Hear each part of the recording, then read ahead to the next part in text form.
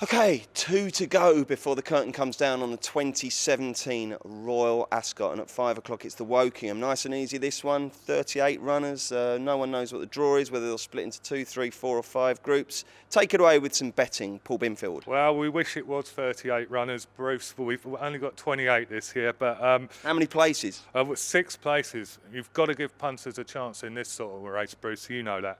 Anyway, we've got some betting. 7 Outback Traveller, 8 Projection Colterati, 12 Certificate, Buckstake, Normandy Barrière and 16 Bar. Who's going to win? Who's going to win? That's a good question, and I'm going to go for Squats. Georgia Cox taking £5 off that one for William Haggis. Well beaten in the Victoria Cup last time, but the horse has won at Ascot and often runs a good race at Ascot, so in a tricky affair, Squats. Have you got a good record of backing winners in the Wokingham, Tony? Which year would you have watched your first Wokingham, do you think? Don't be asking me questions like that, for heaven's sake. Watching black and white television donkeys years ago, yeah.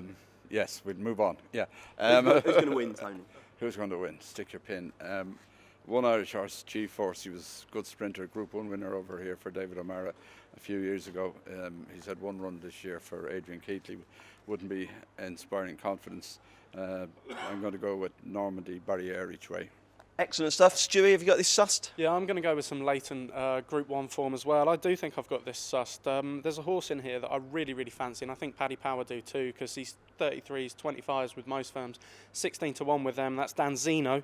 At the back end of 2015, in the Champions Sprint here on Champions Day, he was third to Muhara and Twilight Sun with the Tin Man in fourth. That's serious form. He was rated 113 at his peak. He's down to 104 here. These sprints can be won off marks in the low 100s. And yeah, I think he definitely has the class to be winning. And it wouldn't surprise me. He's a big price. You make a very good case. Okay, the final race of Royal Ascot 2017, 5:35. It's the Queen Alexandra Stakes. It goes on for absolutely ever. 2 miles and 5 furlongs and 143 yards, no less. And we've got a horse attempting to win a second race at this particular festival. Thomas Hobson of Willie Mullins, who absolutely bolted up on Tuesday. That was very impressive, and impressive enough, I guess, to make him a pretty solid favourite here, Binners. Absolutely, but more extreme generosity from Paddy in this race. 4 places each way, unbelievable. But yeah, 11 to 4, Thomas Hobson. There are 20 runners. Yeah, but it's still extremely good value on a race like this. You're going to pick one out over this sort of distance, aren't you? The way I've been going, mate, you could be paying 8 places and I wouldn't win. But anyway, go on. What's the latest bet? Yeah, we're going 11 to 4, Thomas Hobson, who Willie said is a potential Melbourne Cup candidate earlier in the week. 6 QE, 7 Motherland and US Army Ranger, 8 Winning Story Oriental Fox, and then we're 10 to 1 Bar. Stick with you. Round us off with a winner, Paul. Well, we're going to go for Monterley for Andrew Balding, the Chester Cup winner.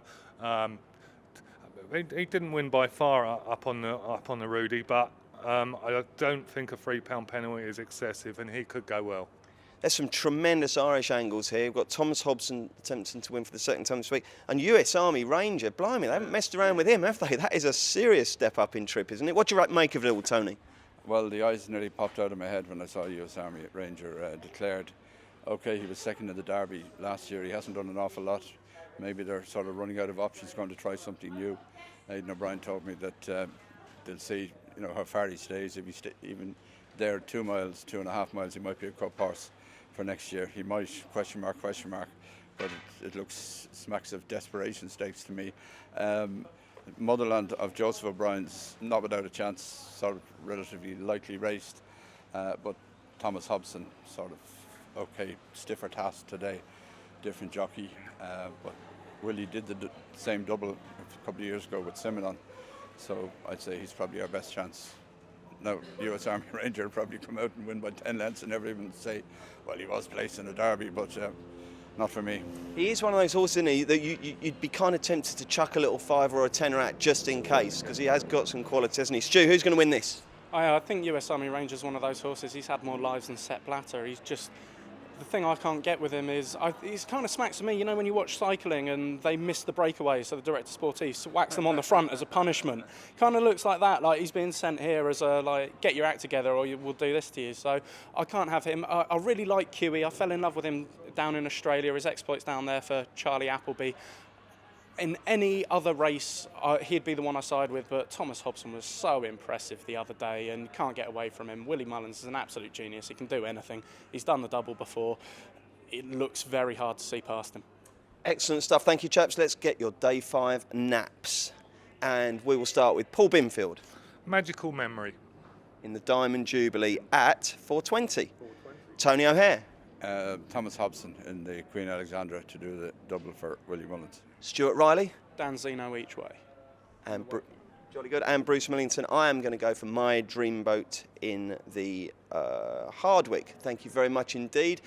Maddie is back with the team on Monday to review Royal Ascot and look ahead to what it all means for the upcoming big flat races. And we'll be back next Friday with our usual weekend postcast. Do please join us for that.